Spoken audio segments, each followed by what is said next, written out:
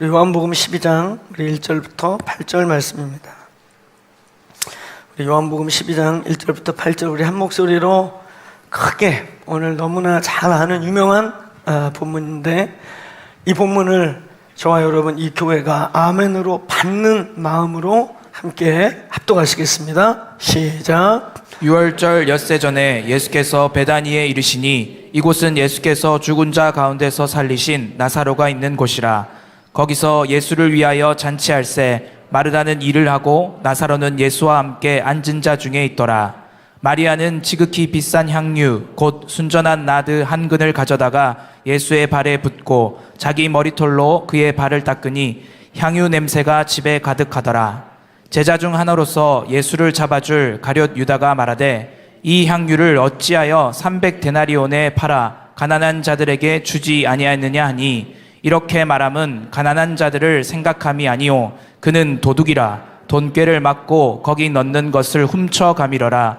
예수께서 이르시되 그를 가만두어 나의 장래할 날을 위하여 그것을 간직하게 하라. 가난한 자들은 항상 너희와 함께 있거니와 나는 항상 있지 아니하리라 하시니라. 아멘. 아멘. 이 본문은 저와 여러분이 너무 잘 아는 아주 유명한 구절입니다. 여러 각도에서 어떤 때는 이 본문과 관련된 사건의 다른 복음서에 오늘 이 마리아와 마르다의 사건으로도 저희가 많이 조명을 받고, 또 어떤 때는 이 말씀이 이 마리아의 향유 옥합의 헌신에 대하여도 우리가 많이 포커스됩니다. 다양한 각도로 이 본문은 저와 여러분에게 진리를 말씀하고 있는 본문입니다. 오늘 이 본문을 저희는 예배라고 하는 측면에서 재조명해 보고자 합니다. 특별히 저희가 21일 동안 느헤미야 성화를 통과해 왔고, 또 21일이 끝나는 3일을 72시간 데이비 텐트라고 하는 이름으로 저희들이 통과했습니다.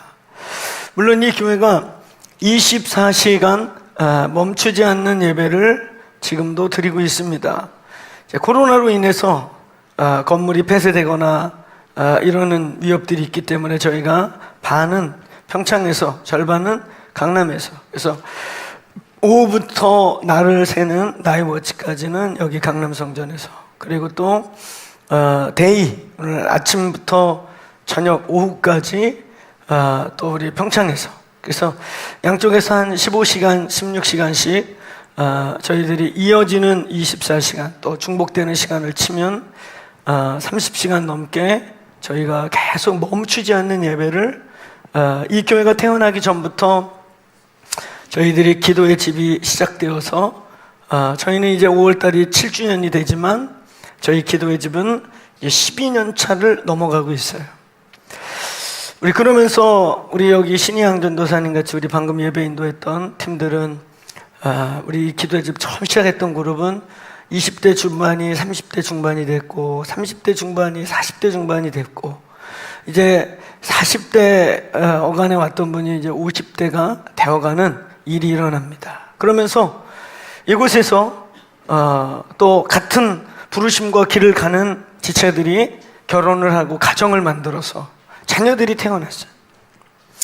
여러분, 10수년을 달려왔으니 그때 10살짜리는 지금 22살이 최소한 됐을 것이고, 그렇죠? 그때 7, 8살짜리는 17, 18세가 돼서 이제는 건장한, 외모로 보면 청년 같은 10대들이 나왔죠. 그러면서 이제 이 기도의 집에 엄마, 아빠가 예배하고 기도한 걸 그냥 보고 자라면서 기도와 예배가 놀이가 됐던 아이들이 이제 그 중에는 다양한 부르심을 향해 가기도 하지만, 그 중에는 엄마 아빠의 예배의 삶을 이어가겠다고 우리가 표현하는 레위인이라고 표현하는 레위인적 삶을 입문하기도 하고, 그래서 이런 주님 오실 때까지 저희가 이 기도와 예배를 멈추지 않는다면 아마 3대, 4대가 레위인처럼 기도와 예배하는 가문들이 나오지 않겠나. 그리고 그 가문들 중에서 성경의 말씀과 같이 오베네돔과 같은 용사들과 강성한 자들이, 주님의 오실 길을 예배하며 세상을 마무리할 자들이 그 속에서 나오지 않겠나 싶습니다. 이거 놀라운 유업이에요. 그래서 하나님이 이 공동체를 어떻게 보면 빠르게 짧은 시간에 블레싱하고 계속 축복하는 이유도 저희가 이 다윗의 장막이라고 하는 이 멈추지 않는 기도와 예배라고 하는 마태복음 21장 예수께서 공생애를 마무리하시기 직전에 마지막 성전에 방문하시면서 의도적으로 예루살렘 3년 반차 혹은 3년차 마지막에 방문하셔서 성전을 다 들러 엎어버리시고 정말 엎으셨죠. 그리고 내 집은 만민이 기도하는 집이다. 내 집을 더 이상 강도의 소굴로 만들지 말라 하는 외침을 외치시고, 그리고 난 다음에 조금 뒤에 십자가를 지시고 그의 공생애를 마무리하십니다. 이 예수님의 성전 개혁 혹은 예수님의 이 성전 성화 사역이라고 하는 예수님의 종교 개혁, 예수님의 성전 개혁이라고 하는 그 핵심에는 기독교 종교 건물 혹은 그 당시 유대교 종교 건물, 야훼 종교, 여호와를 섬기는 종교의 중심이 기도와 예배의 집이라고 하는 것, 그것을 확립해 놓으시고 그것을 아주 이스라엘 사람들이 잊을 수 없는 해프닝으로 성전을 들엎고, 제가 설교하기 전에 강대상을 한 번 굴러 떨어뜨리고 이 앞에 있는 것들을 발로 다 차가지고 이런 것들이 다 인간적인 것이야 그러고 엎었다고 생각을 해보세요. 오늘 예배를 천국 가서도 잊지 못하지 않겠습니까? 근데 이게 웃을 일이 아니라 예수께서 그런 일을 그보다 더하면 더했지 조금도 경하지 않은 일을 벌리신 거예요. 그리고 선포하신 일이 뭐예요? 나의 집은 만민이 혹은 만민을 위해서, 만민들이, 유대인 너희들뿐만 아니라 모든 족속과 방언이 만민이 나에게 예배하게 하는 집이다. 저희가 그 사명을 이 교회가 감당해 오고 있는 것입니다. 여러분, 오늘 이 본문을 통해서 저와 여러분은 여기에 세 사람의 구체적인 주인공 등장인물을 볼 수 있죠. 첫째는 옥합을 깨뜨린 마리아예요. 이 마리아의 행위와 이 여인의 동기와 태도. 그 다음에 두 번째는 이 옥합이 부어지자마자 혹은 다른 부분에 옥합을 털썩 깨뜨렸다고 그랬는데 옥합이 털썩 깨지자마자 아이고야 그러면서 난리를 지겼던 유다를 대표적으로 한 대다수의 사람들, 야야 저게 얼마짜린데, 이들의 행위와 그들의 태도와 동기가 이 본문에 들어있고, 그리고 이제 세 번째, 이 상황을 지켜보고 계시는, 이 두 종류의 사람을 다 지켜보고 계시는 예수 그리스도의 행위와 태도와 그의 동기, 그의 마음이 이 본문에 있습니다. 이 본문에서 저희들이 제일 먼저 하이라이트 해야 될 것은, 사실 이 본문에서 사실 이게 제일 중요한 구절이에요. 우리는 옥합이 털썩 깨진 것과 냄새가 가득 찬 것과 이게 중요한 액션들이죠. 근데 오늘 이 본문을 지켜보시면서 이 상황을 보면서 유다 같은 사람들도 지켜보고 마리아 같은 사람들도 지켜보고 계시는 예수님께서 하신 요 8절의 말씀이 너무 중요한 거예요. 가난한 자들은 항상 너희와 함께 있거니와 나는 항상 있지 아니하니라. 항상 할 수 있는 것과 항상 할 수 없는 것, 돈이 있다고 할 수 있고 돈이 없다고 할 수 없고가 아니라 또 아무리 환경이 좋고 모든 여건이 열렸다고 할 수 있는 것. 그러니까 우리가 이럴 때 있어요.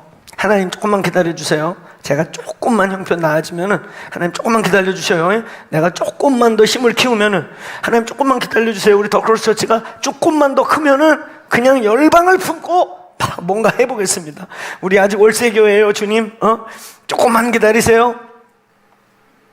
그래갖고 조금 기다렸다가 힘도 생기고 돈도 생기고 사람도 넘쳐나게 됐는데 주님이 받지 않으시는, 기회가 없는, 그냥 평범한 일이 되어버린, 헌신이 아니고 차고 넘치고 할 일이 없잖아. 이제 힘도 넘치고 가진 것도 많아지고 그래서 어딘가 뭔가 힘을 써야만 되는 사치가 되어버리는 일. 헌신이 될 수도 있고 사치가 되어버릴 수 있고 여유가 되니까 여유를 부리는 게 될 수도 있는 그런 의미에서 여러분 저희 몸된 교회가 제가 그 얘기 했잖아요. 저희가 이 기도의 집 한다고 핍박을 받다가 어느 날 갑자기 쫓겨나다시피 돈도 안 되는 청년들 데리고 나가서 고생 좀 해보셔요. 나가는 저의 뒤통수에다가 그렇게 사실 그분이 애증관계라고 그러죠. 그 기도에 되게 좋아했어요. 그리고 저도 참 많이 아끼신 분이고 좋은 딜도 하셨고 막. 근데 저희가 타협하지 않고 이 부르심을 위해 나가니까 속상하니까 뒤에다 대고 이제 고생할 것 같아 보이니까 그런 거예요. 마음이 짠하시니까. 돈도 안 되는 애들 데리고 나가서 이제 고생하신다. 그래가지고 뒤에다 그렇게 사실은 그 애증의 말씀이셨어요. 그분의 마음 충분히 저 알고 있었어요. 그렇지만 그렇게 가야만 되는 길이었어요. 그래서 그 길을 택하고 저희들이 콘서트홀부터 기도할 장소가 없어서 신이양이 하숙집에서 2시간 채우면 박신영 목사님에서 이어서 2시간 가고 우리가 이렇게 한 석 달을 24시간을 멈추지 않고 기도하면서 마지막 때에 어떻게 집에서 또 흩어지는 교회로서의 임재를 담아낼 것인지를 우리는 이 코로나 오기 전에 겪어봤어요. 그러면서 우리가 여기를 걸어왔습니다. 그래서 저희가 그렇게 갑자기 기도의 집과 함께 파송을 빙자한 방출됐다는 얘기를 듣고 저희가 섬겼던 선교사들이요 그날로 우리가 후원해주는 후원 계좌를 안 받대요. 그 중에 한 분이 아주 드라마틱한 제가 오래전에 얘기했던 근데 저희 교인들이 그때 얘기할 때보다 저희가 빠르게 성장해서 이 얘기를 또 처음 듣는 분들이 꽤 있으실 거예요. 그랬다가 콘서트홀에서 이제 해양 빌딩 세팅하고 한 1년 반인가 2년쯤에 선교지를 이제 방문하러 갔을 때 통장을 처음으로 열어본 거 한 2년여 만에. 그랬더니 저희가 꾸준히 보냈던 후원비가 쌓여 있는 걸 보고 엄청 울었다는 거예요. 저희가 나오면서 콘서트홀에서 예배하면서도 우리 교회 리더십들과 함께 선교 일단 다른 게 멈추더라도 선교하는 걸 일단 빨리 이거 멈추면 그분들 거기서 경제 계획이나 모든 게 차질이 생기니까 이거는 일단 보내놓고 다른 경제를 꾸리자. 그래서 저희가 한 번도 안 멈췄어요. 한 번도 보내는 거 진짜 안 멈췄어요. 우리 사역자들이 굶을 생각하고 그렇게 각오하고. 그래서 저희가 한 번도 안 열어봤던 계좌를 열었더니 한 2년 동안 쌓였잖아요, 목돈이. 그래서 우리가 그걸 어떻게 알았냐면 선교사님이 굳이 우리 나올 때 마지막 날에 밥을 쏘시겠다는 거예요. 굳이 쏘겠다는 거예요. 아니 괜찮다고 됐다고 교회에서 우리 팀들 온다고 밥값 충분히 챙겨줬다 걱정하지 마라.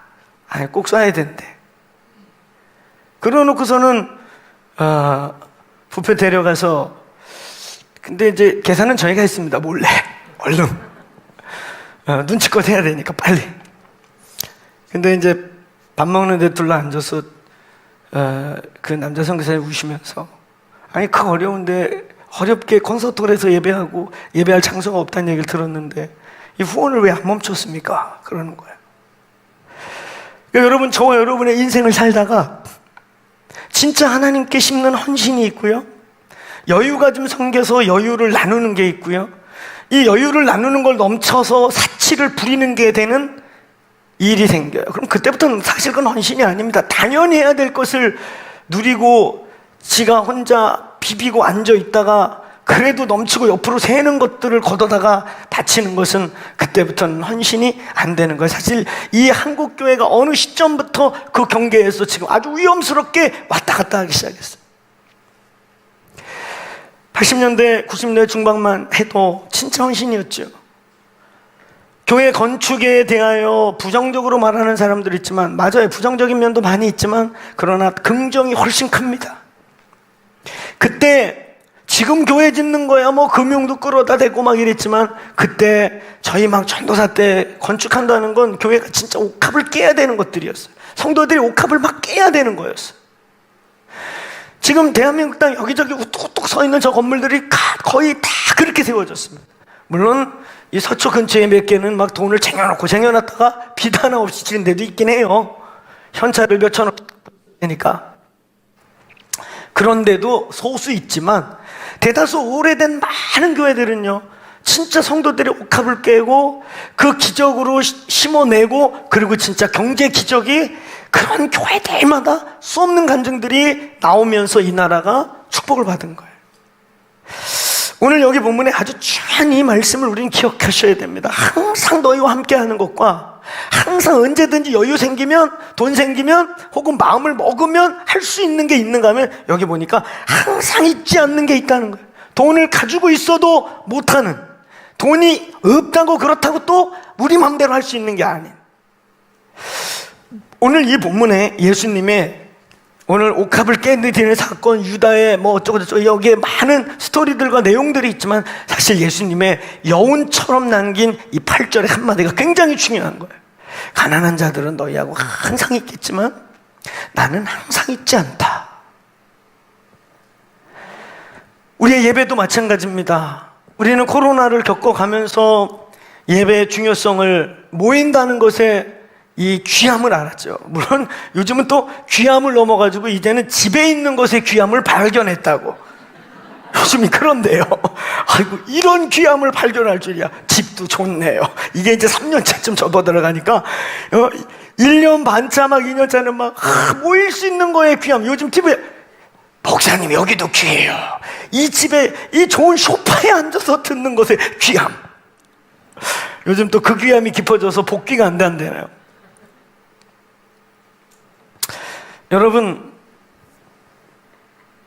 예배의 귀함, 마음껏 소리질러 찬양하고 기도할 수 있는 것에 대한 귀함, 우리는 이 시즌을 통과하면서 뼈저리게 지금 느끼고 있는 것입니다. 항상 있는 것, 그러나 항상 있을 수 없는 것, 이것의 경계를 저와 여러분의 삶에 잘 봐야 돼요. 다시 얘기하지만 헌신이 되어 하나님이 받으실 만한 것이 있는가 하면, 여유가 되어서 여유를 나누는 차원이 되기도 하는가 하면, 심지어는 이제 사치를 저것들이 부리는구나 하는, 사치를 부리는 듯한, 하나님 보실 때 야 누가 좀 성전 문 좀 닫어, 저놈의 양 좀 못 잡게 해, 누가 저 제사 좀 그만드리라고 그래라, 아이 나 지겨워 죽겠다. 이 땅의 교회가 그 경계를 왔다 갔다 하는, 오늘 우리는 이 본문을 대하면서 우리 더 크로스 처치의 예배, 우리의 모임, 우리의 기도와 우리의 예배를 돌아볼 필요가 있다. 항상 깨어있기를 축원합니다. 여러분, 가난한 자는 너희와 항상 있거니와, 이게 얼마나 역사적인 말이에요. 가난의 문제, 빈곤의 문제 해결되는 때가 있겠습니까? 이 가난의 문제와 빈곤의 문제, 이 인류 역사 속에 해결되는 날이 올까요? 이제 국제사회가 난민을 어느 날부터 안 돌아보기 시작했어요. 그냥 어디서 들은 얘기지만, 음모론적으로 볼 수도 있겠지만, 또 세상을 누군가 컨트롤하고 있는, 이번에 코로나만 봐도 보지 않겠습니까? 전 세계가 짝이라도 한 듯이 백신을 막 강제로 맞추고 전 세계가 하나가 되지 않았겠습니까? 이 컨트롤 부분에. 그리고 WHO 중심으로 이렇게 세계가 하나 되니까 야 UN보다 낫다. 그래서 이제 WHO 중심으로 월드 시스템을 만드는 일을 이번 이후로 진행되고 있다고. 그런 일 가운데 있는 분에게 들은 얘기. UN은 너무 복잡한데 건강 문제로 니들 죽어 그랬더니만 전부 다 그냥 컨트롤이 되더라. 여러분, 국제사회가 어느 날부터요 난민을 토해내기 시작했어요. 잘 보세요. 수용을 안 하기 시작해요. 아무리 손을 대도 저것들 한이 없다. 오늘 유럽이 토해내기 시작했고 안 받기 시작했죠. 여러분, 항상 있는 이 가난의 문제, 빈곤의 문제, 정의와 공의를 실현하는 문제, 여러분, 이 답은 예수 그리스도밖에 없습니다. 주님의 속히 오심이 유일한 답이라는 거예요. 지금 우리가 최선을 다해 하고 또 여러분, 그나마 난민들에게 지금 밥 먹이는 거 기독교인밖에 없어요. 그래서 한편으로는 지금 저 요르단 같은데 막 난민들 그냥 받은 게 아니고 밀려와가지고 모여있는 곳들 있잖아요. 지금 막 황금어장에 가서 그냥 뿌리는 대로 복음을 막 받아들일 수밖에 없는, 지금 황금철임 동시에 열림과 동시에 그들이 막 죽어가고 있어요. 국제사회가 그들을 토해내기 시작하고 있어요. 받아들이지 않아요. 여러분이 빈곤의 문제와 가난의 문제, 예수 그리스도만 답입니다. 그나마 그들을 지금까지 돌보고 있는데 이 기독교밖에 없어요. 예수 이름을 가진 자들밖에 없어요. 자, 그럼에도 불구하고 주님이 오늘 우리에게 이렇게 항상 할 수 있는 일, 주님 오실 때까지 해야 되는 그런 반복적 일이 있는가 하면, 니네가 날짜와 시간을 정해서 이날 하자, 이때 하자, 여유 있으니까 하자, 여유 없으니까 지금 하자, 이렇게 너희가 선택할 수 있는 문제가 아니라 항상 할 수 없는 문제가 있다는 거예요. 오늘 이 본문은 예수님이 그 일에 대해서 하이라이트 하는 거예요. 항상 할 수 있는 일뿐만 아니라, 항상 드릴 수 있는 예배뿐만 아니라, 하나님이 선택하는 예배, 하나님이 받으셔서 기뻐하는 예배, 하나님이 받으실 만한 예배이고 받은 예배, 하나님이 받고 싶을 때 드리는 예배, 이 교회가 그런 예배를 드릴 수 있게 되기를 축원합니다. 하나님이 예배가 고프실 때, 하나님이 예배다운 예배를 목말라 하실 때, 하나님이 다시 예배의 본질, 이 예배, 항상 할 수 있는 일, 또 항상 해야 되는 일을 항상 당연히 해야 되는 일을 하고 있는 일을, 때로는 그 일까지도 멈춰가면서 지금 이거 해줘, 내가 지금 받고 싶어, 내가 지금은 이때 이것이 필요해 하는 하나님의 필요를 채울 수 있는 예배가 저와 여러분의 삶에 있기를 축원합니다. 우리의 인생도요, 살아보세요. 저 역시도 마찬가지예요. 제가 사역 30년 가까이 하면서 전도사 시절 쭉 지나면서 목사된 지 이제 10몇 년 이렇게 지나면서 제가 뒤를 돌아볼 때요, 이거 그때 주님이 눈물 나게 받으셨던 사건 같은 것들이 있어요. 여유를 부리고 사치를 부리고 그냥 막 넘쳐나니까 이리 뿌리고 저리 뿌려 돼갖고 그런 거 말고, 여러분의 인생 한번 뒤돌아보세요. 오늘 이 본문의 향유옥합같이 예수님이 오늘 이 본문에서, 오늘 이 예배는 예수님이 꼭 받아야 되는, 오늘 이 마리아의 행위를 신학자들은 지금도 고민해요. 마리아가 이걸 진짜 알고 한 걸까? 아니면 하나님의 주권적 섭리와 격리 속에서 무지중에 경건한 여인이기 때문에 무지중에 이런 일을 무지중에 그냥 성령의 감동으로 지가 뭘 하는지도 모르고 한 것일까? 저는 전자입니다. 왜냐하면 마리아는 유독 주님의 목전에 저렇게 말씀을 주목하는 자였어요. 예수님의 여정을 그대로 따라가면서 예수님이 죽는다는 말을 많이 하셨어요. 나 이제 죽을 거다, 나 십자가에 죽을 거다. 그리고 이 여인은 보지 않았겠습니까? 이 사건 전후로 지 오빠가 회생하는 일을, 나사로는 부활이라고 표현하면 안 돼요. 그건 회생이에요.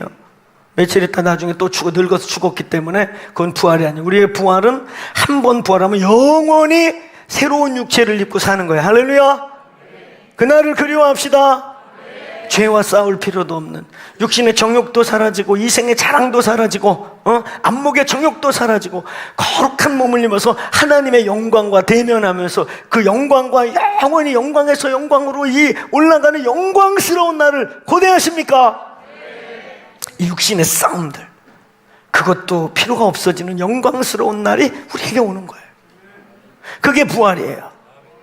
나사로는 부활이 아니에요. 정확하게 부활의 믿음을 주기 위한, 부활의 날을 보여주기 위한 회생. 그게 좀 늙어서 또 죽었잖아요. 나사로의 회생을 보면서 이 예수를 쫓았던 자들에게 부활의 믿음이 생기지 않았겠습니까? 예수님이 그날에 부활한다는 게 저런 거겠구나, 저렇게 살아나겠구나. 다 썩어갖고 죽은 지 3일 되었습니다. 냄새가 나요. 죽은 게 아니라 잔다. 너희가 나를 믿으면, 따라하세요, 믿으면 영광을 보리라. 돌을 옮겨라. 그리고 풀어놓아 다니게 하라. 여러분, 앞에 11장에 있는 그 사건이 이들에게 부활의 믿음을 충분히 주지 않았겠습니까? 그 마리아와 그 여인들의 행위는 어떤 학자들은 무지 중에 우연히 행한 것이다. 어떤 여인들은 믿음이 있었는지 없는지 모르지만 그의 말씀을 청종했던 자들이 혹시나 해서 행했던 그 부활을 선포한 마리아도 말이에요. 근데 저는 이 마리아는 충분히 예수를 떠지게 보면서 말씀을 집중한 자였기 때문에 예수님이 절기 때 돌아가시겠구나, 절기의 패턴을 따라 6월절이 오고 6월절 어린 양처럼 당신이 말하고 있는 게 그 사건이겠구나, 십자가에서 그렇게 돌아가시겠구나. 그래서 오늘 어느 곳은 옷값을 털썩 깨트렸다 그러고 오늘 여기 여인이 옷값을 부어서 누군가 이 예배를 드려줬어야 됐습니다. 누군가 예수께서 이제 생을 마감하고 장례를 상징하는 이 예배를 누군가 드려줬어야 되는데, 그 여인이 유명한 신학자도 아니고 대단한 목회자도 아니고 한 여자가 오늘 예수의 생의 마지막 가장 드라마틱한 예배를 드려주고 있는 거예요. 여러분, 이 본문에 우리가 주목해야 될 또 하나는 영광과 임재의 문제예요. 영광과 임재의 문제. 저희는 이제 sonship이라는 데 오면 이 영광에 대한 이야기를 아주 제일 중요하게 얘기해요. 사실 sonship의 핵심은 영광이라는 단어를 이해하는 데 핵심이 있어요. 그런데 이 영광을 설명할 때마다 제가 참 힘들어요. 제가 이런 비유로 시작해요. 영광을 말하려고 할 때, 영광을 오늘 설명하려고 할 때 항상 뭐라고 시작하냐면, 눈을 한 번도 보지 않은 적도 중심의 아프리칸들에게 눈을 설명해야 되는 일. 어떻게 하면 할까요? 요즘같이 스마트폰이 나와서 전 세계가 이 지구촌이라고 하는 하나의 생활권으로 묶여있는, 이제 지구 반대편의 사람도 그냥 화상으로 통하면서 대화할 수 있는 이런 시대에 이런 문명의 혜택을 누리고 있고 사용할 수 있는 사람들이 아닌, 진짜 아직도 그냥 옷 벗고 살고 흙탕물을 마시면서 사는 그 아프리칸들이나 아마존 산속에 있는 사람들에게 눈을 어떻게 설명해야 이해를 할까? 번뜩 좀 머리 좀 써보세요. 참 쉽지 않아요. 비가 오는 거 온다는 게 뭐예요? 온다고 추워갖고 추운 게 뭐예요? 우리 다 먹고 사는데. 이 눈을 설명하는 거 참 쉽지 않아요. 아프리칸들에게 눈을 설명하는 것보다 더 어려운 게 뭐냐면, 하나님의 임재를 한 번도 맛보지 못한 그리스도인들에게 영광을 말하는 거예요. 사실 우리의 부활의 소망이 영광인데요, 부활 때의 영광의 몸, 영화체라고 그러죠. 영화체. 이제 죄가 빠져나가, 죄의 바이러스가 존재하지 않는 신령한 몸을 입는 거예요. 벽을 그냥 통과하고 왔는데도 귀신인가 했더니 예수님이 나 귀신 아니야, 먹을 것 좀 갖고 와봐, 배고프다, 잡숫기도 하고 이러는데 이런 육체가 아니에요. 그냥 벽을 통과하고 그러다가 나가버리셨어, 벽으로. 할렐루야. 저도 그런 거 한번 보여주면 여러분이 부활의 소망이 확 생길 텐데. 할렐루야. 벽까지는 아니어도 제가 여기서 한 3초만 공중에 떴다가 우다닥 떨어지더라도 그 3초 때문에 평생 못 잊을 텐데, 그렇죠? 제가 기도를 더 많이 하겠습니다. 1초만 뜨게 해주세요. 1초만이라도. 영광과 임재. 여러분, 임재를 먼저 말하죠. 임재. 시편의 말씀을 보면 임재를 표현한 단어와 영광을 표현한 단어가, 근데 구약에는 영광이 많지가 않아요. 사실은 임재를 많이 얘기하고 있어요. 영광과 가장 가까운 것은 우리가 잘 알듯이 역대하 7장에 성전이 봉헌될 때 하나님의 영이 그때 거기서 시카이나라고 하는 몸으로 무게를 느낄 수 있는 영광, 몸으로 그 무게감을 막 느끼는 임재를 시카이나라고 하는 영광이 선포됐잖아요. 성경에서 가장 강력한 하나님의 영광과 임재가 임했던 몇 곳. 또 마태복음 17장 변화산에 그 하나님의 임재와 영광이 임했을 때 그들이 그냥 쓰러졌어요. 사실 기절해 있던 거거든요. 기절해 있다 깨어나면서 여기가 조사오니 초막새를 짓고 살아버리자고. 그 산 밑에 미련이 많았던 그 애들이 갑자기 그걸 체험하고 그랬더니 여기서 그냥 살아버리지. 임재와 영광이 그런 거예요. 그걸 한번 맛보면 여기서 삽시다. 여기서 영원히 삽시다. 그래서 중세에 수도원 운동이 일어나기 시작한 계기도 하나님을 갈망해서 광야로 가기도 했지만 하나님의 임재를 체험한 자들이 모든 걸 포기하고 굶어 죽어도 쫓아오니 그거 하나를 하겠다고 광야에다 사막에다가 집을 짓고 하나님의 임재와 영광만 구하면서 살기도 했던. 여러분, 임재는 영광이 아닙니다. 오늘 많은 분들이 우리가 지금 막 예배가 막 부어질 때, 예배가 막 임할 때, 막 느끼는 걸 영광이라고 그러고 호들갑을 떠는데 그 영광 아니에요. 영광이 나타나면 우리 다 죽어요. 하나님은 영광으로 존재하시고, 영광은 하나님의 속성이시고, 영광은 하나님의 성품이시고, 하나님은 영광으로 존재하십니다. 그러니까 천국을 보고 왔다는 사람들이 진짜 본 거냐, 아니면 하나님이 그 사람의 감정과 정서 속에 가장 천국까지 행복하고 황홀할 수 있는 걸 대체해서 보여줬느냐, 이 차이는 뭔지 아세요? 두 가지를 알 수 있어요. 첫째는 진짜 천국을 보고 온 사람들의 특징은 뭐냐면요, 이 사람들은 빛을 말해요. 빛. 다른 거 얘기 안 합니다. 영광의 빛을 말해요. 거의. 근데 진짜 천국을 간 게 아니라 그 사람의 정서 속에 천국같이 황홀하고 막 행복하게 만들 수 있도록 이렇게 투영해 준 것들이 있어요. 그게 천국 갔더니 개털모자 얘기하는 분들 있죠. 개털모자. 갔더니 자기는 막 왕관 이만한 거 썼는데, 아유, 우리 장로님 봤더니 개털로 된 모자를 썼더라. 저번에 개털 모자 썼냐 그랬더니 땅에서 하도 대접받아서 그렇다고. 아니, 그랬던데 우리 교회 이름 없이 일하는 김집사 봤더니 면류관을 썼다. 황금 면류관을 썼는데 막 길이가 1m, 2m 되더라. 경주 가면 신라 불국사 거기 가면 이만한 금관 있잖아요. 그런 거를 썼더라. 자기는 그래도 덜 해가지고 요만한, 그래도 개털 모자는 안 쓰고 왕관 썼다고. 그러면서 면류관 얘기하는 분이 있어요. 나는 그 얘기 들을 때마다 나는 개털이 좋은데.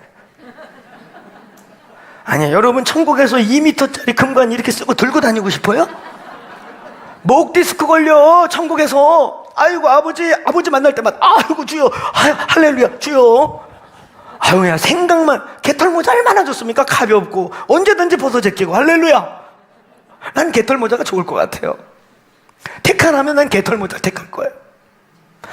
또 어떤 분들은 맨션 얘기하는 분들 있어요. 맨션. 그분들이 지금 집에 한이 맺혀서 그래요. 이거 면류관은 상을 받아본 적이 없는 거라. 그래, 거기 뭐 천국 가서 상으로다가 채워주는 거예요. 그 집에 한 맺힌 분들은, 아니, 가보니까 어떤 분은 막 고래등 같은 기회집에서 산다는 거야. 근데 담임 목사님 어디 가시나 했더니 저거 초가집에 산다는 거야. 그거 다 무너져 가는데 막 땜빵해 가면서, 목사가 왜 저렇게 사는데 이 땅에서 하도 많이 처먹어서 그렇다고.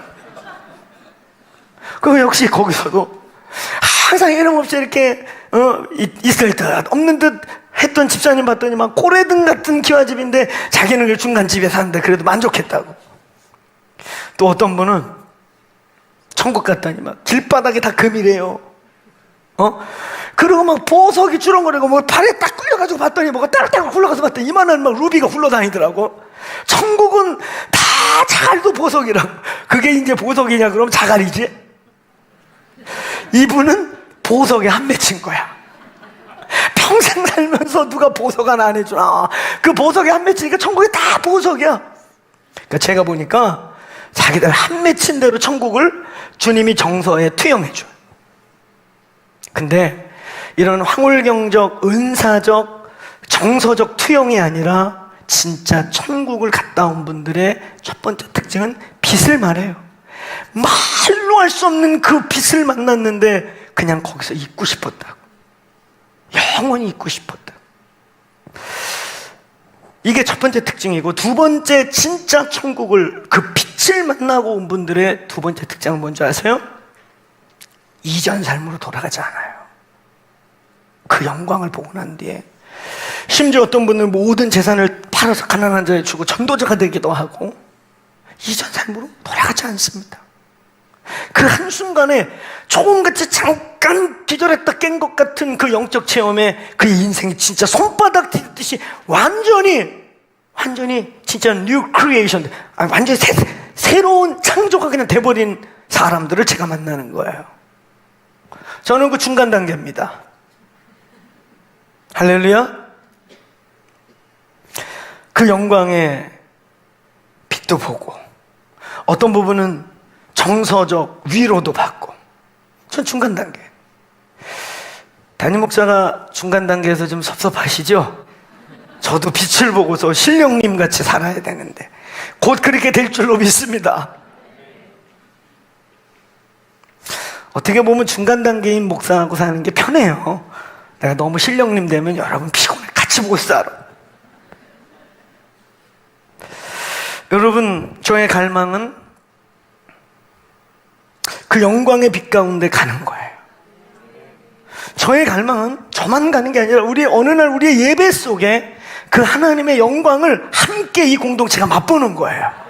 그래서 이 땅을 밟고 살고 있지만, 육체를 갖고 있는 동안 이 땅의 거류민으로 살고 있지만, 나그네로 살고 있지만, 누가 뭐라 그래도 정확하게 나는 나그네고 거류민입니다. 나의 본향이 있습니다. 하루라도 빨리 주님 오늘 부르면 갑니다. 이게 진심인, 할렐루야. 이게 진짜 진심인, 진심입니까? 방금 바꾸신 장로님이 그 고통 중에 계실 때 천국을 분명히 믿으니까 막 두려워하시는 게 아니라, 아버지 너무 힘들어요. 저 그냥 이제 천국 가면 안 될까요? 막 그랬는데 제가 나타났대잖아요. 그래서 못 가신 거예요. 사명이 있으셔서. 할렐루야. 사명 있는 분들은 사명 이룰 때까지 주님 붙드셔요. 사명으로 사시길 축원합니다. 막연히 그냥 여기다 이거 쑤셔놓고 저거 씻고놓고 뭐 몸에 좋다고 이거 처먹고 이러고 어디로 살지 말고 사명으로 삽시다. 아니, 사명 없으면 천국 분명하면 빨리 가시면 좋지. 할렐루야. 아멘. 잘해요. 더 진짜냐? 그럼 오늘 밤에 오실지도 몰라요. 진짜야? 코로나 때문에 많이 힘드셔요? 아멘이 이렇게 커졌어 갑자기. 근데 여러분, 영광과 임재를 맛보면 이런 조크가 아니고, 이런 조크가 두려움이 되지 않고 누가 되지 않고 소망이 되는 것입니다. 저희의 소망은 우리의 예배 중에, 일주일에 한 번 드리는 예배가 종교의식이 아니고 의무적으로 시간 지키고 돌아가는 시간이 아니라, 그런 의무 지키려면 우리 교회 말고도 주변에 쌓였어. 시간 지키는 거. 그 하나님의 임재와 영광을 받아서 한 주간을 넉넉히 살아갈, 한 주간 여기서 그 영광과 임재와 은혜를 맛보고 우리의 삶에 더 치열한, 여기서 신앙생활하는 거 아니라고 그랬잖아요. 여기는 훈련받고 은혜받고 방향제시받고 재충전하고, 할렐루야. 신앙생활은 여러분의 집과 가정과 환경과 일터에서 하는 거예요. 할렐루야. 이 임재와 영광을 가지고 거기서 살아내고 승리해내고, 그 어두운 곳에 여러분이 가면, 더크로스 처치 교인들이 가면 막 환해지는, 할렐루야. 그럴 능력이 여기서 공급되고, 아멘. 오늘 여러분, 영광과 임재, 오늘 이 본문은 분명하게 영광과 임재, 항상 있을 수 있는 것과 아무 때나 우리가 만들 수 없는 것, 임재. 자, 영광은 성경에 참 많이 나와 있는데 영광이 뭐냐 물으면 답을 못하죠. 그만큼 추상적이고 어려운 거예요. 영광은 하나님의 성품이시고, 영광은 하나님의 속성이시고, 영광은 하나님의 존재 방식이고, 영광은 하나님 자체이세요. 그래서 그 영광이 나타나면, 구약에 보시죠. 구약에 그 영광이 잠깐 나타나면 사람들이 거의 죽을 뻔해요. 여호와의 영광과 모세가 충돌해서 모세도 죽을 뻔해요. 엎드려져요. 그 영광이 조금 묻어갖고 이스라엘 백성에게 왔는데, 그 영광이 조금 묻은 것만 봐도 이스라엘 백성들이 두려워서 당신을 볼 수가 없다 그러니까 여기다 수건을 가리고 나타나요. 그런 게 영광이에요. 그 영광과 우리가 충돌하면, 지금 저와 여러분의 육체에는 죄의 바이러스가 있고, 이 육체는 간사하고 오늘 충만했다 내일 어떻게 될지 모르는 간사한 육체를 우리 모두가 갖고 있기 때문에, 죄의 바이러스가 우리 안에 가득하기 때문에 이 육체와 영광이 충돌하면 우리는 죽어서 깨진다, 소멸된다, 죽어요. 그래서 하나님께서 그 앞으로 우리가 영광을 누리고 영광을 위해 살고 영광 안에 살게 될 텐데, 할렐루야. 이게 요한복음 17장 전체의 내용이고, 신앙의 궁극은 결국 그 영광 안에 들어가는 것이고, 예배는 그 영광 안에서 영광에서 영광으로 영광에서 영광에 이르기 위한 훈련을, 그것을 매일 이 땅에서 제한적으로 경험하는 게 예배고. 할렐루야. 여러분, 그게 영광이에요. 출애굽기 24장 25장에 나타나고, 마태복음 우리가 잘 아는 것처럼 17장의 변화산에 임했었고, 또 솔로몬이 성전을 봉헌할 때 그 여호와의 임재와 영광이 건 같이예요. 구름과 같은 임재와 영광이 그 자리에 함께 있고, 이게 영광이에요. 자, 임재는 뭐냐? 임재는 따라서 영광의 그림자. 저와 여러분이 지금 영광과 맞댈 수 없기 때문에, 영광과 충돌하는 순간 이 몸에 저와 여러분 안에 가득한 죄의 바이러스, 이 죄와 충돌해서 우리가 소멸되고 죽어버리고 그 영광에 이를 수 없고 볼 수 없기 때문에, 하나님께서 그 영광의 그림자, 영광의 맛배기로 우리에게 당신을 구름이나 불기둥 같은 우리가 보고 느낄 수 있는 것으로 임해 주시는 것, 그게 임재입니다. 아멘.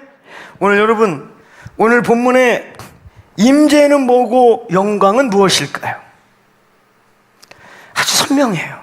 임재는 바로 이 마리아가 털썩 깨트려서 그 집에 가득 찬 그들을 황홀하게 만드는, 바로 이게 임재예요. 영광은 뭘까요? 따라하세요. 예수 그리스도. 오늘 이 방 안에 앉아 계신 예수 그리스도, 인간의 몸을 입고 오셨지만 하나님 본체이시고 하나님이시고, 아무 때나 볼 수 없는, 오늘 3년 반 동안 인류 역사 속에 만져볼 수 있고 동고동락할 수 있는 말씀이 육신이 되어 우리 가운데 계신 분, 할렐루야. 오늘날의 사도라고 하는 분들, 그리고 1세기에 바로 이 사도들과 격이 다른 차이. 그냥 우리는 성경에 있는 직임을 쓸 겁니다, 이렇게까지 말한다면 누가 뭐라 하겠습니까? 그러니까 영국에 가면 사도교단이라는 게 있다니까요. 전 세계 사도교단이 교회 영감이 200개가 넘다니까요. 그거 이단이라고 안 해요. 그런데 신사도운동이라고 하는 분들, 뉴 아포스톨릭이라는 이름을 붙인 이유가, 그런 이미 존재하는 그런 전통 교단화된 사도운동도 비켜, 우리가 새로 와, 그래서 새로운 사도야 그러면서 예수님의 12사도와 사도행전에 나타난 사도랑 우리랑 똑같다, 그리고 저그들끼리 안수해서 사도를 세운단 말이죠. 모든 면에서 격이 너무 다른데, 제일 중요한 건 여러분, 그 시대에 예수를 만져본 바 되고 동고동락하고 예수를 찔러보고 만져왔다는 게 어떤 일이냐? 이 우주보다 크신 하나님께서, 우리의 인간의 말과 지혜로 표현조차 할 수 없는 하나님께서 인간의 몸을 입고 이 땅에 내려오셔서 우리를 긍휼히 여기시고, 따라해보세요. 긍휼히 여기시다, 불쌍히 여기시다, 그의 처지가 되다, 그의 입장이 되다. 이게 긍휼이란 단어에 속해 있는 뜻인데, 예수께서, 전능하신 하나님께서 인간의 몸을 입고 인카네이션 하신, 성육신하신 사건 자체가 긍휼이란 말이에요. 우리의 입장이 되시고 우리의 처지가 되시고, 우리를 느끼고 아시게, 충분히 아시려고 겪어보시기 위해 우리에게 오셔서, 이미 알고 있지만 나도 너희를 겪었다, 이렇게. 그 십자가 사건 자체가 긍휼이란 말.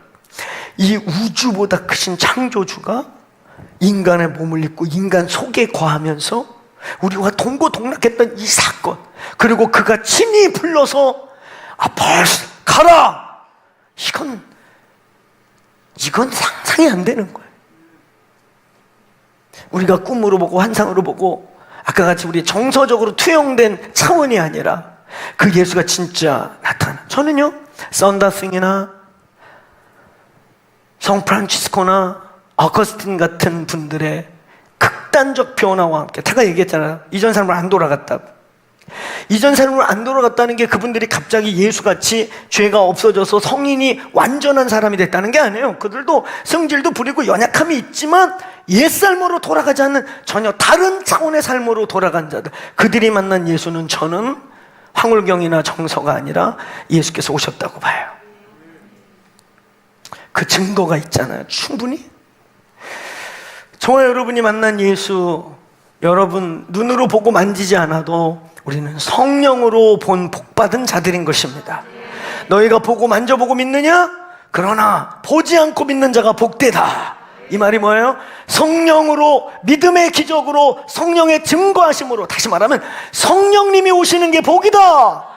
성령 받은 게 복이다. 성령으로 믿게 된 너희가 복이다. 성령 충만하시길 축원합니다. 성령이 너희에게 복이다. 너희는 나를 만져보고 찔러보지만 너희 속에 거하실, 영원히 너희 안에 내주하실 하나님을 받는 자가 복이다. 그게 성령님이세요. 할렐루야. 우린 그 성령으로 믿는단 말이죠. 아멘. 그런데 오늘 그 영광이 이 자리에 오늘 같이 앉아 계신 겁니다. 영광과 임재가 그 자리에 함께 계신 겁니다.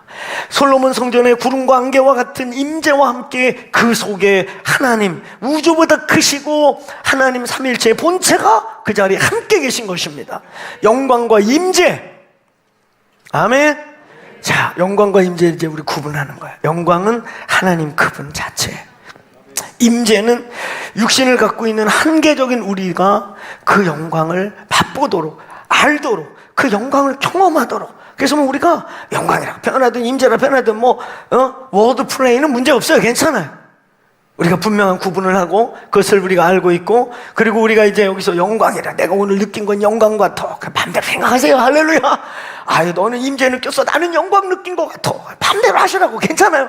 우리 교회는 영광만이네요. 그래, 니네 교회는 영광만이면 우리는 임재 임할게. 할렐루야. 다 괜찮아.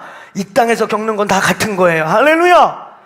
오늘 중요한 건 영광의 임재, 임재의 영광이라고 표현하는 그 수식어가 붙은 임재, 오늘 이 교회 예배 중에 충만하기를 축원합니다. 영광과 임재가 이 안에 있을지어다. 이거. 근데 이게 왜 중요하냐? 이 영광의 임재, 임재가 왜 중요하냐? 여러분, 저희 공동체가 72시간을 지지난주에 통과하면서 저도 은혜를 많이 받았고, 참 하기 전까지 각오를 많이 하고 24시간 하는 거랑 또 다른 문제인 거예요. 우리의 압을 다 모아가지고 72시간 집중해서 막 그거 하면서 우리 예배자들도 처음에 걱정 많이 하고, 이거 느헤미야 막 수모하루 쳐내는 것도 만만치 않았는데 이걸 막 3일 동안 모아가지고 밤이고 낮이고 에너지를 막 쏟아붓고, 근데 참여했던 모든 분들이 이렇게 빨리 갈 줄이야. 이렇게 이게 다윗의 장막에, 이게 목사님이 얘기하는 다윗의 장막이 이런 거구나. 이게 폭발하면 진짜 영광의 용광로, 임재의 용광로가 되겠구나. 이걸 많이 보고, 이걸 온라인으로 보신 분들이 많은 간증을 저희한테 보내고 있어요. 그 저는 이 현장의 압과 온라인으로 보는 그 온라인의 장소의 압에 대해서 굉장히 궁금하고, 어떤 분의 좀 아쉬움도 있고 걱정도 됐는데, 어떤 분들이 내가 이런 말 할 때마다 여기 똑같아요, 지금 여기 막 불이 와요, 막 그러더라고요. 그랬습니까? 온라인으로 참여하신 분들 그랬습니까? 72시간 3일 동안 500명대가 안 떨어지는 거예요. 새벽 2시, 4시 그냥 500여 명이 전 세계에서 안 나가고 보는 거예요. 여러분, 우리는 왜 다윗의 장막인가? 왜 우리는 이 다윗의 장막을 이 공동체가 지켜나가는 우리의 3대 사명 중에, 첫 번째 1세기 교회의 회복, 두 번째 기도의 집 중심의 선교, 이걸 전문용어로는 SC 선교라고 해요. 스트레이트 코디네이터 중심의 선교. 근데 그 코디네이팅, 전략적 코디네이터 역할을 하는 센터로 우리는 기도의 집을 세팅하는 거예요. 그러면서 세 번째 다음 세대. 근데 자, 첫 번째 1세기 교회의 원형의 회복, 그 다음에 두 번째 기도의 집 중심의 3차원적 선교, SC 선교, 그리고 세 번째 다음 세대 살리는 거. 이게 저희 공동체 3대 비전인데, 사실 이 세 가지 모든 것 핵심 뭐냐면 예배 회복입니다. 예배가 예배돼야 이 세 가지가 다 되는 겁니다.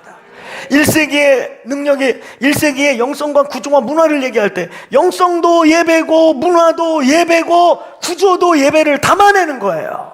무인, 이렇게 우리가 개설이 나는 함께 다 대고로 모였을 때 임재와 이 임재를 각각 가정과 집, 누구누구 집에 있는 교회, 누구누구 있는 집에 있는 교회에게 이 영광이 흩어지는 거예요. 임재가 흩어지는 거예요. 할렐루야. 결국 이 중심에, 저희 공동체의 부르심의 중심에, 저와 여러분의 신앙생활의 중심에 이 한국교회가 회개해야 된다고 그러고 뭔가 갱신해야 된다고 벌써 20년 가까이 맨날 모여갖고 신학심포전부터 수없는 세미나와 뭐 학술제 별거 다 저도 다녀보고 참여해보고 때로는 강사도 해봤는데 답이 없어. 20년 동안. 답은 예배가 회복되는 겁니다. 답은 다시 교회들마다 영광이 회복되는 겁니다. 영광의 임재가 회복되는 겁니다. 아멘.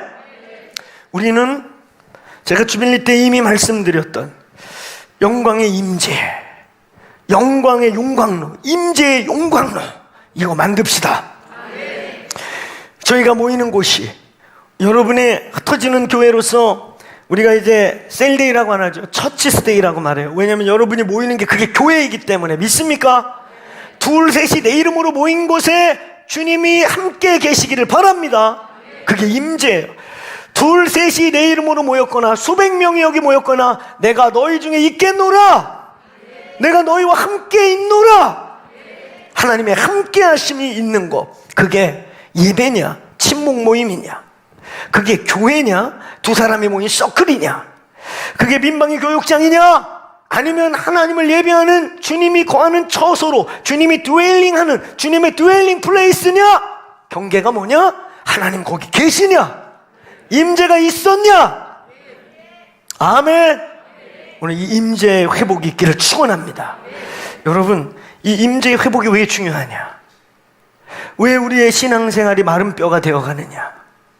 왜 저와 여러분의 영적 삶이 화석화되어 가다가 미라같이 누렇게 떴다가 그 누런 살까지도 분리되고 날아가서 하얀 뼈다구가 되느냐? 우리의 예배가 임재가 없어지고 종교가 되기 시작하면 그렇게 되는 거예요. 그 우리가 임재가, 우리 모임에 임재가 없어지면 우리 떠나야 돼요. 임재가 있는 곳으로 가셔야 됩니다. 진짜요. 우리 예배 중에 임재가 사라지면 아유, 그래도 박호정 목사 을 이상 내가 지켜야지. 을이 지키다가 죽어. 을이 지키다가 영원히 죽어. 아쉽지만 떠나야 돼. 우리 안에 임재가 사라지면 저희가 존재할 이유가 없는 거예요. 사실은 그때부터 우리는 정치 조직이 되는 거예요. 기독교 종교 세력이 되는 거예요. 사람 많이 모이면 저희 공동체 교권이 생기겠죠. 돈 많이 생기면 힘이 생기겠죠. 임재는 없는데 사람 많이 모여서 의견 집단적으로 모아서 떠들기 시작하면 종교 세력, 정치적인 한 조직이 되는 것입니다. 저희가 이 나라를 위해 기도하고 이 민족을 위해 기도하는 건 어떤 정치적 소망이 없습니다. 다만 이 나라가 기독교적 가치를, 아니 이 나라가 뭐 기독교 국가가 돼달라는 것도 아니고 기독교 가치를 막 정부가 막 적극 수용해달라는 것도 아니고 기독교적 가치를 대적하며 은근히 기독교를 핍박하며 은근히 하나님의 교회와 하나님의 이름을 점점 짓밟으면 영광이 이가 못하면 이 나라는 거지됩니다. 그래서 우리 이 나라를 위해 기도하는 거예요. 믿습니까? 이 나라의 데스티니를 끝까지 이루는 민족이 되게 해달라고. 저와 여러분의 자녀들이 이 나라에서 하나님의 영광과 이 아름다움을 열방에 영향을 주는 자녀들이 될 수 있도록. 아멘. 그래서 이 나라 기도하는 거지. 무슨 이놈의 정치인 전후인 정치인 우리 아무도 안 믿어요. 비슷한 사람들이 다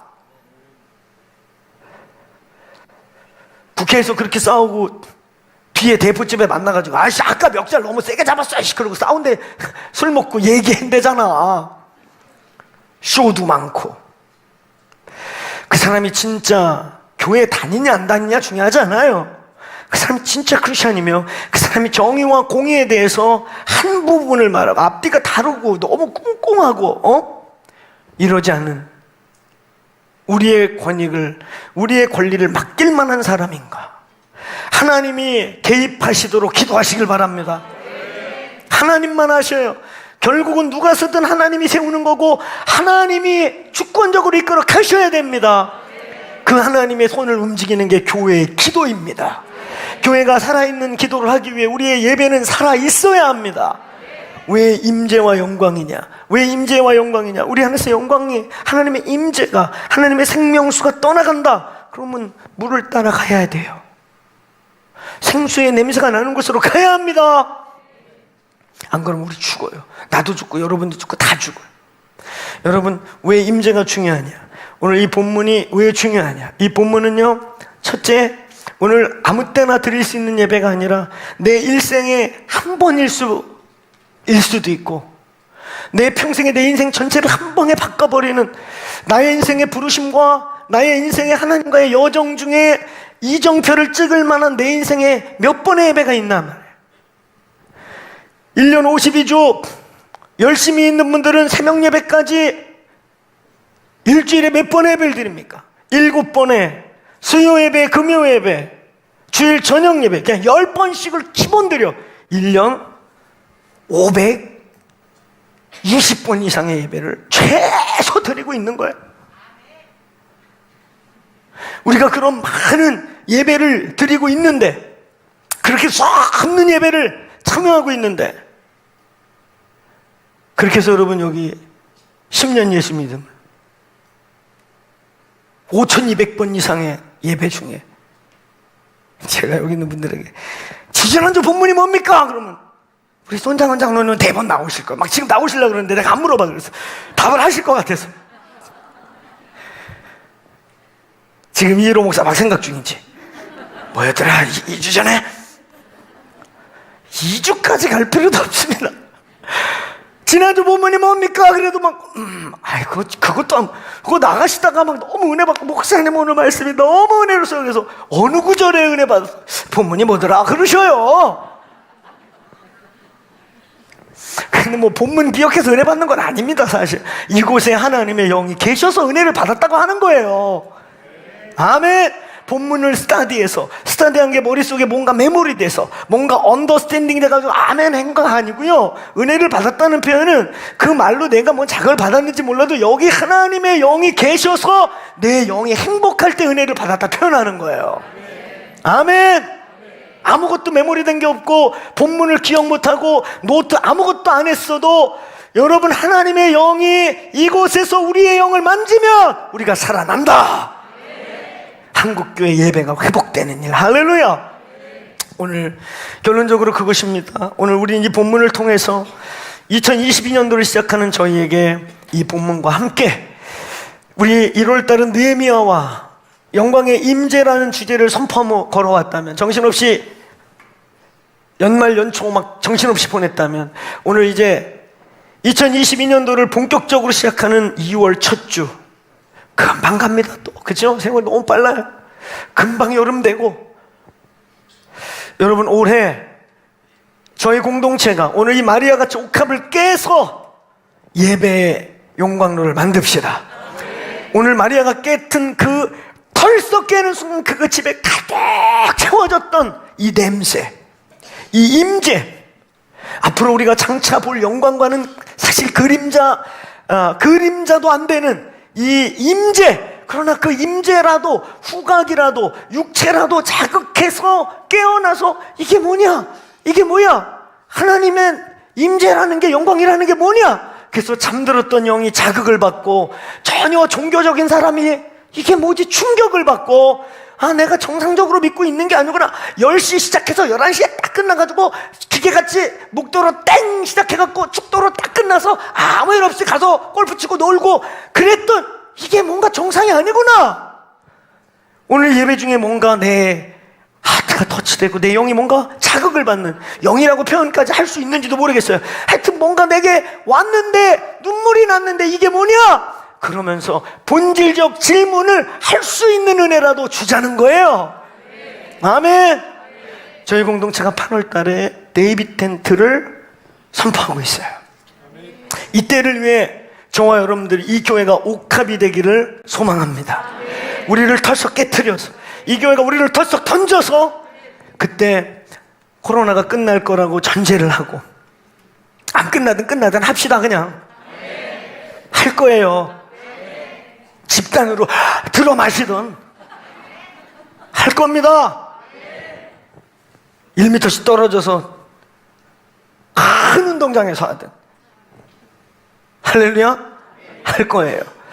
저희 공동체가 이때 옥합을 깨서, 오늘 마리아가 옥합을 깨서 그 영광의 그림자인 임재를 가득하게 하실 때, 영광의 본체이신 예수께서 오늘 영광이 여기 있다, 너희가 아무 때나 돈이 있고 시간 있고 여유 있으면 할 수 있는 예배가 아니라 내가 받고 싶은 예배, 그때 꼭 필요한 예배, 이때 한국교회에 꼭 필요한 어떤 것, 이때 한국교회 코로나로 눌리고 이제 그래서 처음에는 모임의 소중함을 알았어요. 그러더니 3년 되니까 집의 소중함을 알았어요. 이렇게 바뀌어간다는 우스꽝스러운 이때 영혼을 깨우는, 송출로 나가든 그 자리에 오든 오늘 송출을 보는 자들도 영이 막 깨어나는 그러한 임재의 옥합을 깹시다. 아멘. 오늘 그래서 이 마리아와 같이 아무도 예수님 돌아가시기 직전에 누군가는 이 예배를 섬겨주었어야 하는데 아무도 감을, 12 제자조차도 감을 잡지 못했던 것을 오늘 아무 힘없는 이 여자가 오늘 예수의 생애 가장 중요한 예배를 섬긴 것 같은 일을 이 교회가 행해 드리기를 간절히 원합니다. 저와 여러분이 그렇게 하기를 원합니다. 오늘 여러분 임재를 아십니까? 이 교회가 임재를 압니까?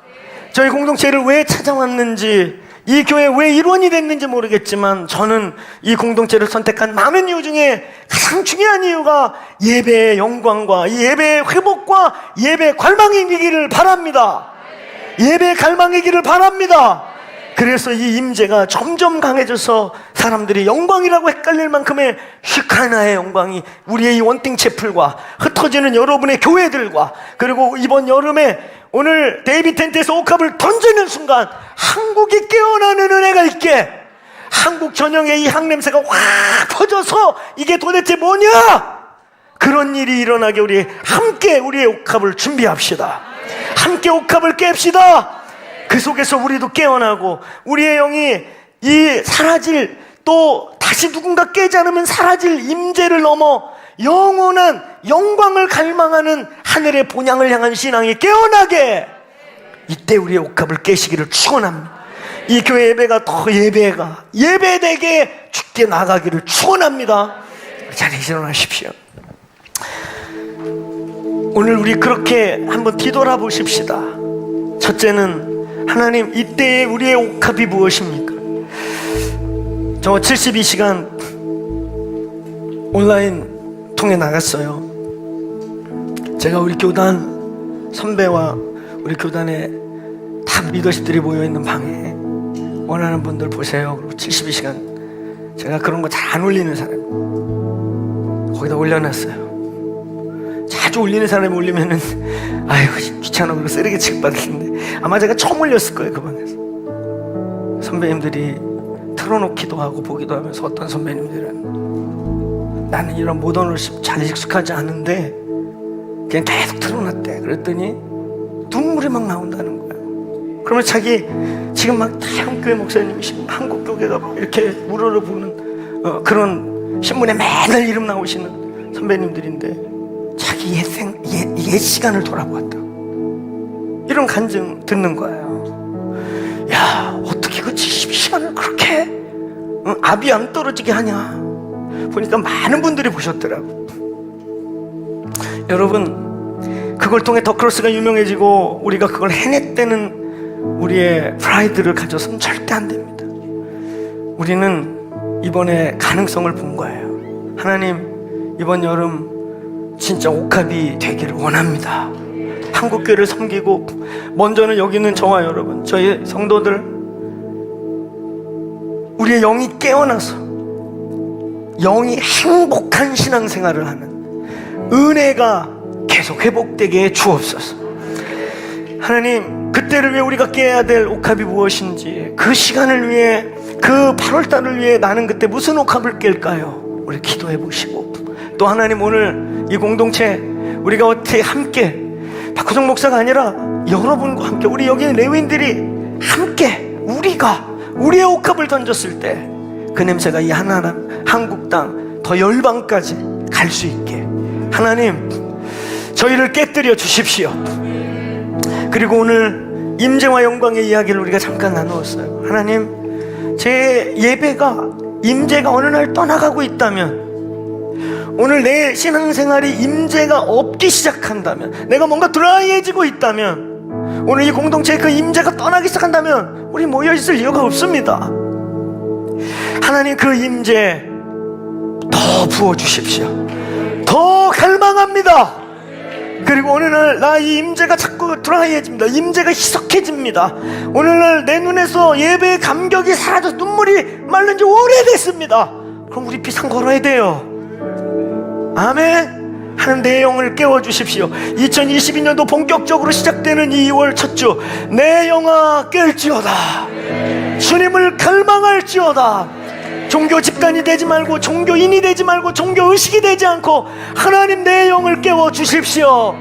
예배의 영광을 내 삶에서, 내 가문에서 떠나지 않게 주옵소서. 오늘 두 손 들고 주님을 크게 부르고 기도하시다가 우리의 삶의 예배의 자리로 영광의 임재를 더 갈망함으로 가지고 가십시다. 우리 주님 간절히 부르고 기도하며 예배하며 한 1, 2분, 한 5분, 10분 각자 기도하시다 돌아가시면 됩니다. 기도하겠습니다. 주여, 다시 한번 부름을 주소서. 주의 나라가 이 땅에 다시 세워 하나님의 임재, 그 영광을 하나님의 그 임재를 갈망합니다. 예배로 예배되고 주 예수 교회로 교회되는 은혜 있게 하여 주십시오. 주여, 다시 한번 부름을 주소서.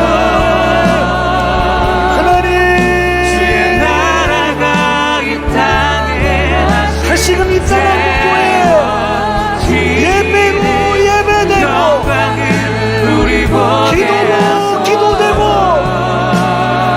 하나님 교회가 교회되게, 예수의 교회는 생명이라 하였습니다. 주여, 부음을 주십시오. 이 땅에 부음을 주옵소서. 나라가 이 아버지,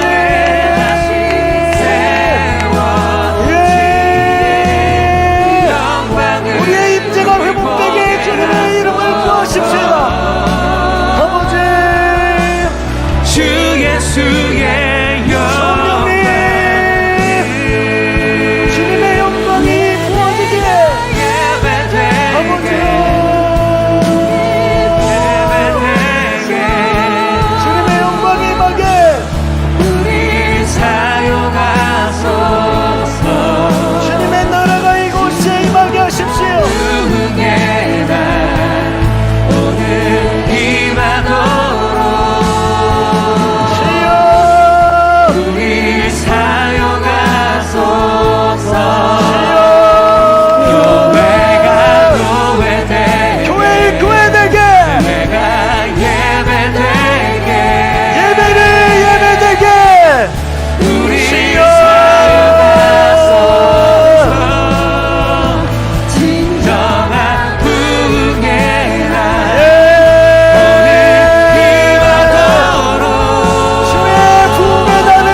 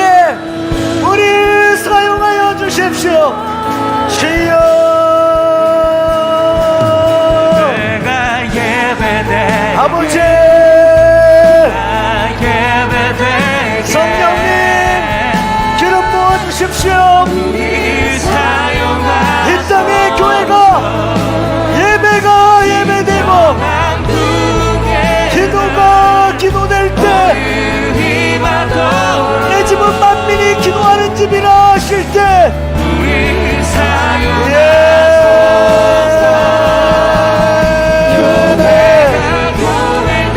아버지 주여 기름 부어주십시오. 우리 사용하